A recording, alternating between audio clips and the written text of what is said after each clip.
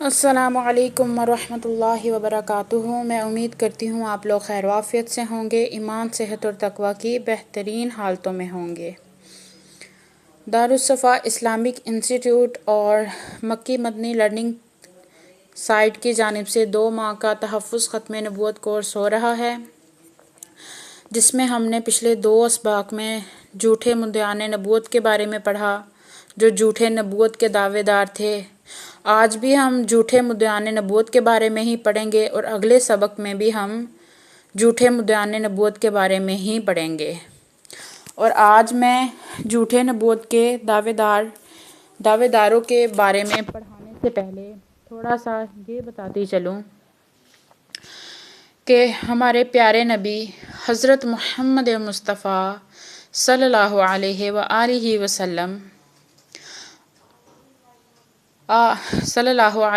وسلم سے قبل جس قدر انبیاء کرام علیہ السلام تشریف لائے، وہ سب محدود زمانوں کے لیے تشریف لاتے تھے۔ ہر نئے نبی کی آمد پر گزشتہ نبی کی نبوت کا زمانہ ختم ہو جاتا تھا، اور ایسے ہی آپ صلی اللہ علیہ وآلہ وسلم سے قبل تشریف لانے والے انبیاء مخصوص علاقوں کے لیے نبی اور رسول بن کر آئے۔ کوئی نبی ایک قصبے کی طرف، کوئی ایک شہر کی طرف، کوئی ایک ملک کی طرف، کوئی ایک قبیلے کی طرف اور کوئی ایک قوم کی طرف نبی اور رسول بن کر تشریف لائے۔ چنانچہ انبیاء گزشتہ کی نبوت کے بارے میں قرآن ان الفاظ میں اعلان کرتا ہے، وَإِلَىٰ عَادٍ أَخَاهُمْ هُودًا، قوم عاد کی طرف ان کے بھائی ہود کو بھیجا، وَإِلَىٰ مَدْيَنَ أَخَاهُمْ شُعَيْبًا، مدین کی طرف ان کے بھائی شعیب کو بھیجا، وَإِذْ قَالَ عِيسَى ابْنُ مَرْيَمَ يَا بَنِي إِسْرَائِيلَ إِنِّي رَسُولُ اللَّهِ إِلَيْكُمْ، اور عیسیٰ ابن مریم نے کہا، اے بنی اسرائیل، میں تم سب کی طرف اللہ کا رسول ہوں۔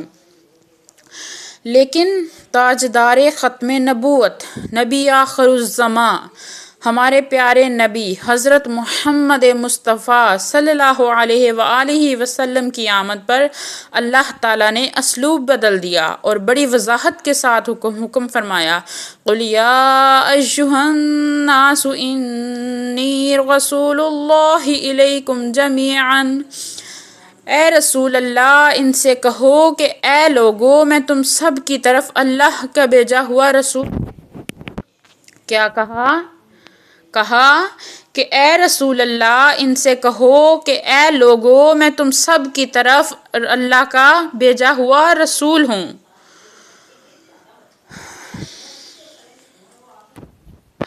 وَمَا أَرْسَلْنَاكَ لِلنَّاسِ رَسُولًا، اور اے پیغمبر ہم نے آپ کو لوگوں کے پاس رسول بنا کر بھیجا ہے۔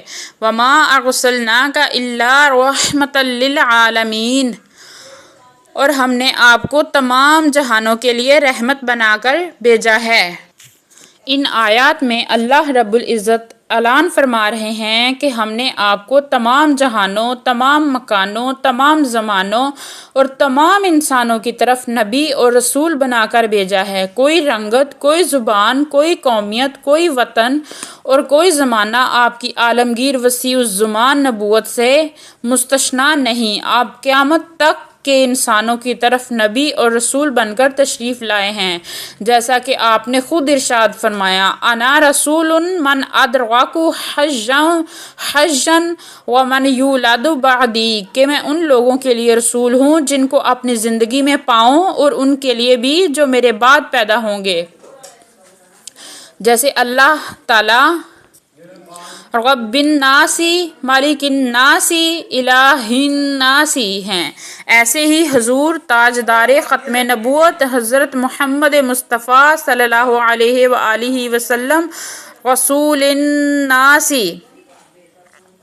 ہیں، جس کا مطلب ہے اللہ تعالیٰ تمام لوگوں کا الہ، مالک ہے، مالک اور رب ہے۔ اسی طرح آپ صلی اللہ علیہ وآلہ وسلم بھی تمام انسانوں کے نبی اور رسول ہیں، اور جیسے قیامت تک کے انسانوں کی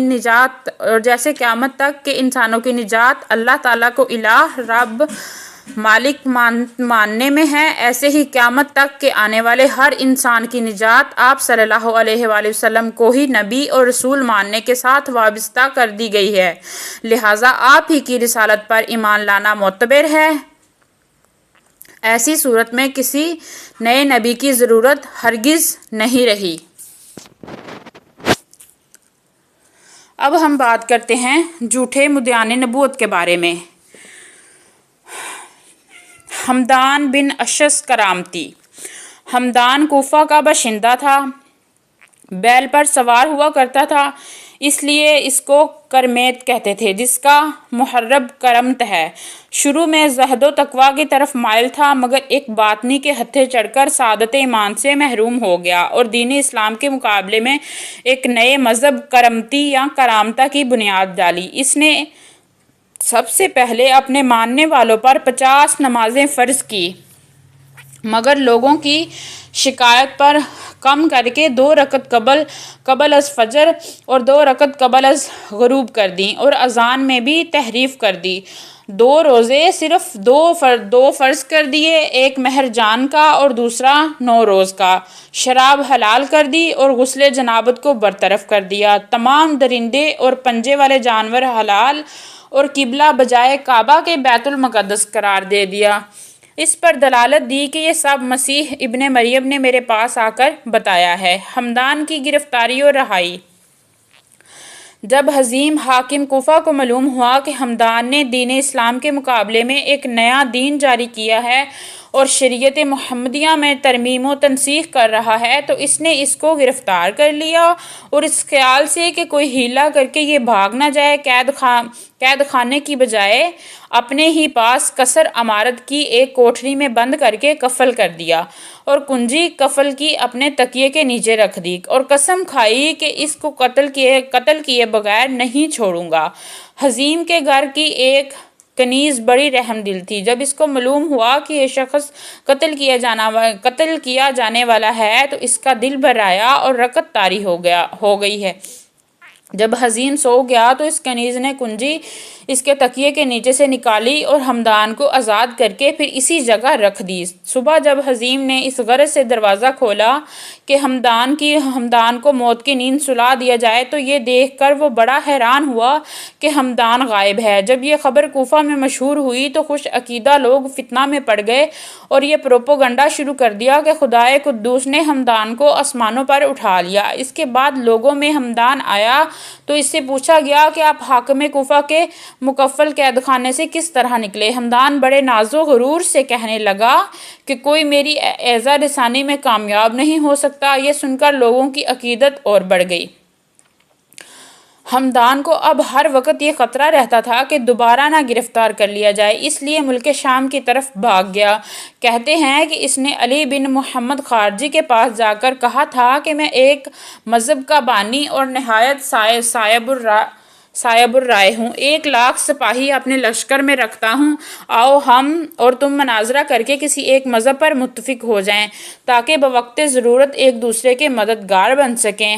علی خارجی نے اس رائے کو پسند کیا اور بہت دیر تک مذہبی مسائل پر گفتگو ہوتی رہی، لیکن آپس میں متفق نہ ہو سکے۔ اس کے بعد ہمدان واپس آ کر گوشہ نشین ہو گیا۔ آگے کا حال کچھ معلوم نہیں ہو سکا، تاہم اس کے چیلوں نے عالم اسلام کو بہت نقصان پہنچایا۔ ہزاروں بے گناہ مسلمانوں کو عین حج کے زمانے میں خانہ کعبہ کے اندر قتل کیا، حجر اسود اکھاڑ کر لے گئے، 10 برس تک لوگ ان کے خوف سے حج ادا نہ کر سکے۔ ابو طیب احمد بن حسین متنبہ 313 ہجری میں کوفہ کے محلہ کندہ میں پیدا ہوا، جوانی ہی میں شام چلا آیا اور فنون ادب میں مشغول رہ کر درجہ کمال کو پہنچا۔ اسے لغات عرب پر غیر معمولی عبور تھا۔ جب کبھی اسے لغات کے متعلق کوئی سوال کیا جاتا تو نظم و نثر میں کلام عرب کی برمار کر دیتا۔ ابو طیب کے دعویٰ نبوت کے بارے میں ایک شخص ابو عبداللہ لازوقی جس نے اس سے مکالمہ کیا تھا اس کی شعبدہ بازی دیکھ کر مرتد ہو گیا۔ جب اس نے ملک شام میں نبوت کا دعویٰ کیا اور ایک کثیر تعداد میں لوگ اس کا کلمہ پڑھنے لگے تو حمص کے حاکم امیر لؤلؤ نے گرفتار کر کے اس کو قید خانے میں ڈال دیا۔ معتقدین ادھر ادھر ہو گئے اور جب قید و ہند کی صحبتیں سہتے سہتے اس کا پیمانہ صبر لبریز ہو گیا تو اس نے ایک قصیدہ لکھا جس سے پڑھ کر امیر کو رحم آیا اور وہ ابو طبیب سے کہنے لگا اگر تو اپنی جھوٹی نبوت سے توبہ کر لے تو میں تجھے آزاد کر دوں گا۔ ابو طبیب نادم ہوا اور اپنی نبوت کے دعوے سے توبہ کی اور ایک دستاویز لکھ کر امیر کے سپرد کر دی۔ اس دستاویز میں لکھا تھا میں اپنی نبوت کے دعوے میں جھوٹا تھا۔ نبوت خاتم الانبیاء حضرت محمد مصطفیٰ صلی اللہ علیہ وآلہ وسلم کی ذات گرامی پر ختم ہو گئی۔ اب میں توبہ کر کے عصر نو اسلام کی طرف رجوع ہوں۔ بایزید روشن جالندھری پورا نام بایزید ابن عبداللہ انصاری 931 ہجری بے مقام جالندھر پنجاب میں پیدا ہوا۔ بڑا عالم اور صاحب تصنیف تھا۔ حقائق کو معرف بیان کرنے میں لسانی اور لوگوں کے دل پر اس کی علمیت اور کمالات کا سکہ جمع ہوا تھا۔ اس کے دعویٰ نبوت سے پہلے ہمایوں بادشاہ کے بیٹے مرزا محمد کلیم صوبیدار کابل نے اپنے دربار میں علماء سے اس کا مناظرہ کرایا تھا۔ علماء کابل جو علوم فلسفہ بالکل نہ جانتے تھے اس کے مقابلہ پر آئے مگر بایزید کے سامنے ان کو کامیابی نہ ہو سکی اور صوبہ دار بایزید کی علمیت اور زور کلام سے اتنا مروب ہوا کہ خود ہی اس کا معتقد ہو گیا۔ بایزید پر شیطان کا پورا جادو چل گیا اور اپنی ریاضت و عبادت کو انوار و ثمرات سے بہک کر اپنے آپ کو عرش بری پر خیال کرنے لگا اور یہ خیال یہاں تک بڑھا کہ اپنے آپ کو نبی کہنے لگا اور لوگوں سے کہتا تھا کہ جبریل امین میرے پاس اللہ تعالیٰ کی طرف سے پیغام لاتے ہیں اور میں اللہ تعالیٰ سے ہم کلام ہوتا ہوں۔ اس نے ایک کتاب نام خیر البیان 4 زبانوں عربی، فارسی، ہندی اور پشتو میں لکھی اور اس کو کلام الہی کہہ کر لوگوں کے سامنے پیش کیا اور کہا میں نے اس میں وہی کچھ لکھا ہے جو اللہ تعالیٰ نے مجھ پر وحی کیا ہے۔ بایزید کا باپ عبداللہ جو ایک راسخ العقیدہ مسلمان تھا بیٹے کی اس گمراہی پر بہت غضبناک ہوا اور غیرت دینی سے مجبور ہو کر بایزید پر چھری لے کر پل پڑا۔ بایزید بری طرح مضروب ہوا اور کام کرم چھوڑ کر افغانستان کے علاقے ننگرہار چلا آیا۔ جب وہاں کے علماء کو بایزید کی گمراہی اور بد مذہبی کا حال معلوم ہوا تو سب اس کی مخالفت پر متفق ہو کر کھڑے ہو گئے۔ جب وہاں اس کا جادو نہ چل سکا تو یہ پشاور جا کر غور یا خیل قبائل میں رہنے لگا۔ یہاں چونکہ کوئی عالم دین اس کی مزاحمت کرنے والا نہیں تھا اس لیے اسے خاطر خواہ کامیابی ہوئی۔ بایزید یہاں اپنا تسلط قائم کر